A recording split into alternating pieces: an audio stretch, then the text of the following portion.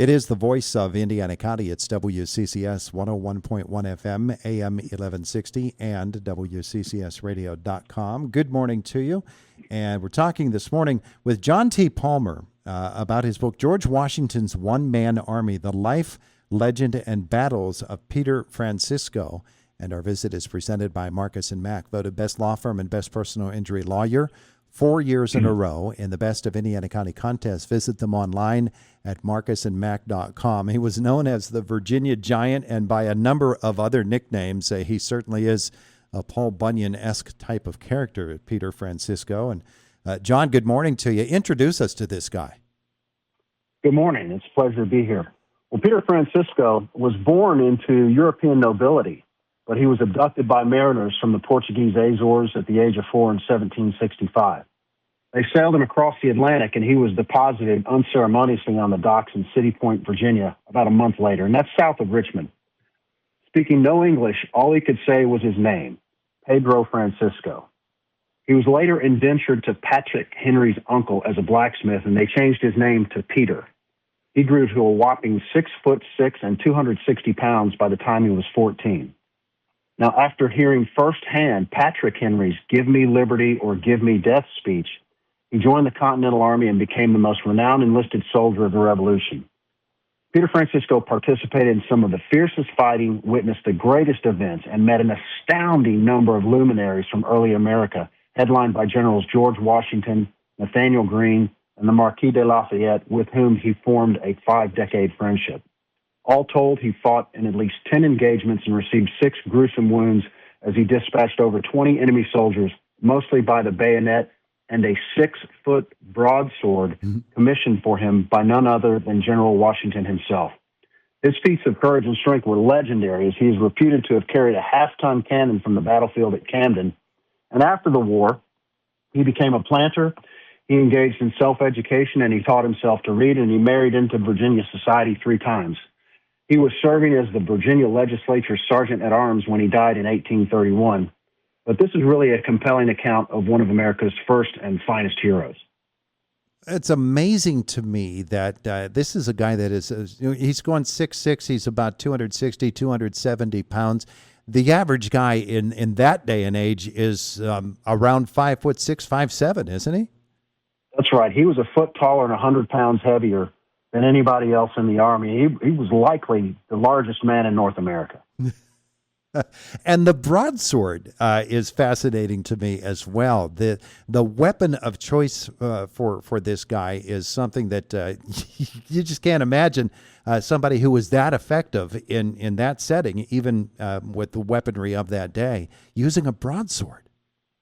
It's unusual, but you have to consider that when he shifted from the infantry to the cavalry, the 3-foot cavalry sabers, he sat so high on the horse, it was ineffective for him to use those. And he referred to them as toothpicks. And so a couple of days before the battle at Guilford Courthouse, arriving at the campsite was a broadsword that had been commissioned by George Washington and sent to the campsite where Nathaniel Greene was commanding. And so they gave it to Peter Francisco. And so he handled a 6-foot broadsword single-handedly from a horse in Guilford Courthouse. Now, it's important to note in that battle, he participated in 2 charges under a colonel by the name of William Washington, who was George Washington's second cousin. And in those charges, he claimed in his affidavit that he killed 4 enemy soldiers. However, the witnesses and the monument to him at Guilford Courthouse credit him with killing 11 enemy soldiers. And so in participating in those 2 charges, you can imagine going up against a man who's 6'6", 260, maybe 280 pounds by this time, with a 6-foot sword. So it's quite a story, quite an image. One of the most famous of the battles in which he was engaged. But he was here in Pennsylvania. He fought a lot of his his battles here in Pennsylvania, and on both ends of the state, really. Yeah, you could argue that he cut his teeth as a warrior in Pennsylvania, because he started out, his first battle was Brandywine. Then a month later, in which he was injured, he was shot in the thigh at Brandywine. A month later, he was present and he fought at Germantown. And then he was placed, interestingly enough, one of the most consequential battles he was in is one of the least known, and it's the siege defense at Fort Mifflin on Mud Island. And that is in the Delaware, just off the Philadelphia airport. If you fly in and you look out the window and you see a star-shaped structure in the middle of the river, that is Fort Mifflin. You can visit it to this day. But I'd like to tell you about that one because it's very interesting. Mm-hmm. It's the site of one of the most gallant siege defenses in American history against the largest British cannonade of the war. Southeast of Philadelphia in the Delaware River is Mud Island, and on it is Fort Mifflin. And these American river forts prevented the British from resupplying their troops in the captured city of Philadelphia by ship. Now, these Americans were ordered by George Washington to hold to the last extremity, to occupy the British and enable him to maneuver his army to the safety of winter quarters, ultimately at Valley Forge. So Francisco and the Americans survived torrential November rains and freezing muck as they held out through naval gunfire barrage that at one point exceeded 1,000 cannonballs per hour. The American soldiers were given extra rum rations to charge out into the field of fire and gather British cannonballs for reuse by the American gunners. And it shouldn't be perceived that they just held out and hunkered down. Mm-hmm. The Patriots, with their cannon fire, sunk 2 British ships, including the 64-gun man of war Augusta and the sloop of war Merlin. So they were given as good as they were getting. But only after expending all the ammunition did the Americans depart the fort under the cover of darkness, with only 50% of the defenders surviving. By this time, winter was setting in. The conditions were unsuitable for the British to pursue George Washington, and his army was safely on the march for Valley Forge. There was one British observer. He was the executive assistant to British General Howe, who described the extended American defense of Mud Island as the costliest weeks of the war. Because if the British had been free to pursue Washington, the war may have been over to the British's favor as early as 1777. The amazing thing to me about Peter Francisco is, and about the feat of writing this book as you have, is sifting through the legends, the stories. This is like Paul Bunyan almost, and to be able to separate fact from fiction, from legend, and try to find what is really true about his life must have been a heck of a task for you. Well, it was, and I visited all battlefields, and I went to all the museums and archives and so forth. And I do, in the book, I reconcile the legend of Peter Francisco with the historical record. You know, there are a handful of events attributed to the Virginia Giant that have been questioned by some historians. Among these are whether or not Francisco was the American who captured the enemy colors at Stony Point, the size of the cannon he carried from the battlefield at Camden, is whether or not he was present at Cowpens, and the origin of the broadsword he used at Guilford Courthouse. The chapter text in One Man Army is devoted to the legend of Peter Francisco in all its glory. But through chapter postscripts, I bring to the surface tangible records that are available and the inquiries made by certain historians. In some cases, I call balls and strikes, but in other cases, the truth is left up to the mystery of 18th century history. Yeah, and the way that you weave it all together into this incredible story of this incredible man. Tell me about, things that we might not really consider in today's day and age, seeing the size of people.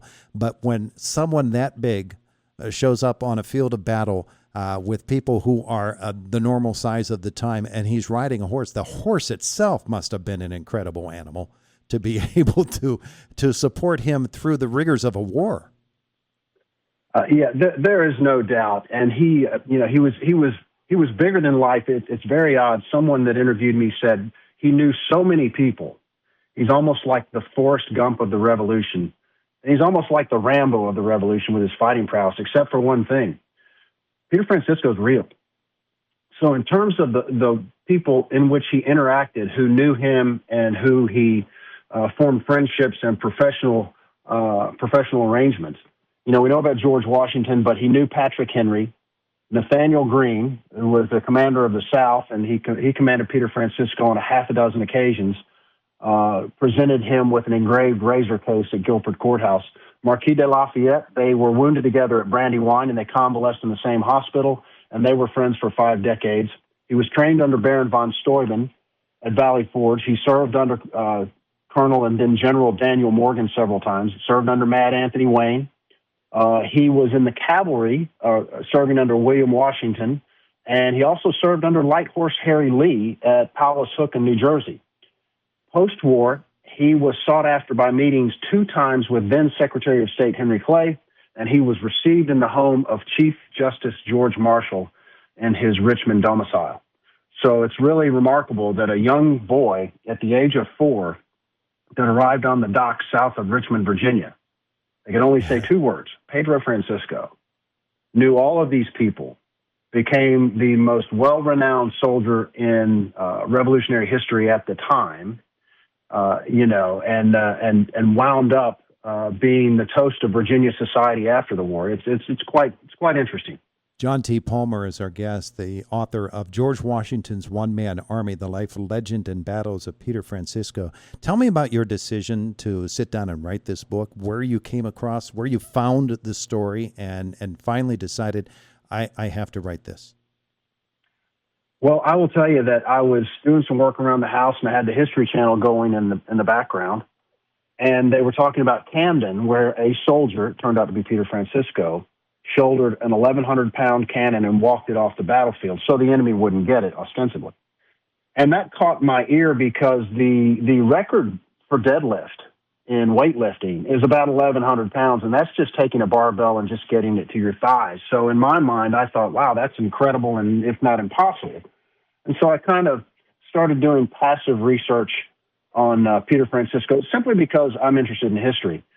So down the line, I became an author, and I was working on my second book. I started 6 books simultaneously. 2 of them were biographies, and my thoughts were whichever book gets to the finish line first will win, and it's the Peter Francisco book.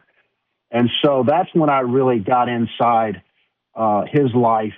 And it's important to note that in this book, I not only cover the life and times of Peter Francisco, but I also put the reader in a position to understand a great deal about life in the 18th century. So you learn about being a blacksmith. You learn about indentured servitude. You learn about being a common soldier in the Revolutionary War, your training, the marching, how to handle a musket, what you face out in the battlefield, what type of medicine is performed in the field hospitals and so forth. So you really get a good rundown on the Revolution and the 10 battles in which Peter Francisco fights, as much as you get the micro view of his life and times as well. It's a fabulous read. John T. Palmer, our guest here on Indiana in the Morning. John, where are we going to learn more about you and about this book? Well, I'm doing some interviews. I will be speaking to the Society of the Cincinnati in May in Washington, D.C., the book is available on all the normal online booksellers. The publisher is Globe Pequot under their imprint Stackpole Books, and it's already moving very quickly. So I suspect that we'll be able to discuss Peter Francisco and enlighten the general American public as to his great sacrifices and deeds over the coming months, especially as we approach the 250th anniversary of this great nation on July 4th. It's the perfect book for this time. John T. Palmer, George Washington's One-Man Army, The Life, Legend, and Battles of Peter Francisco. Thanks so much for joining us today. I appreciate it. Thank you very much, sir. I appreciate the opportunity to discuss.